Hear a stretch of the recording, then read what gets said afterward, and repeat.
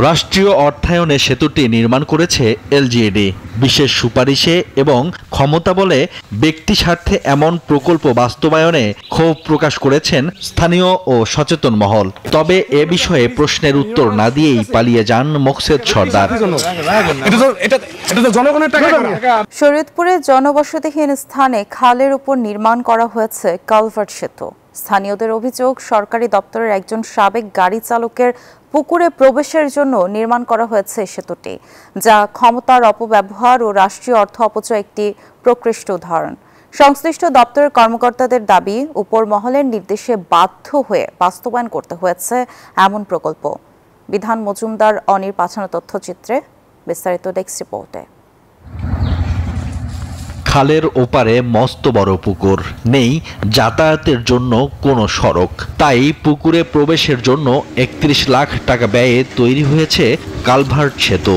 শরীয়তপুরের ড্যামোডা উপজেলার আদাসন এলাকায়, যার জন্য সরকারের এই খরচ, তিনি শিক্ষা মন্ত্রণালয়ের তৎকালীন সচিবের গাড়ি চালক মোকসেদ সর্দার।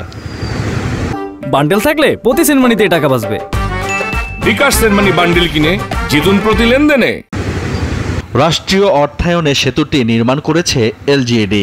বিশেষ সুপারিশে এবং ক্ষমতা বলে ব্যক্তি স্বার্থে এমন প্রকল্প বাস্তবায়নে ক্ষোভ প্রকাশ করেছেন স্থানীয় ও সচেতন মহল। ৩১ লাখ টাকা নষ্ট করে শুধু একটা ব্রিজ বানাইছে। এখান থেকে কোনো মানুষ যাতায়াত করে না, শুধু সামনে দুটো পুকুর আছে।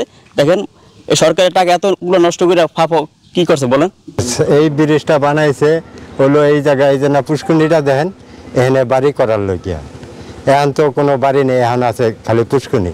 তো এই ধরনের প্রকল্প যারা করেছেন এবং জনগণের টাকা লুটপাট করেছেন, আমার মনে হয় যে এদেরকে অবশ্যই আইনের আওতায় আনা উচিত। তবে এ বিষয়ে প্রশ্নের উত্তর না দিয়েই পালিয়ে যান মোকসেদ সর্দার।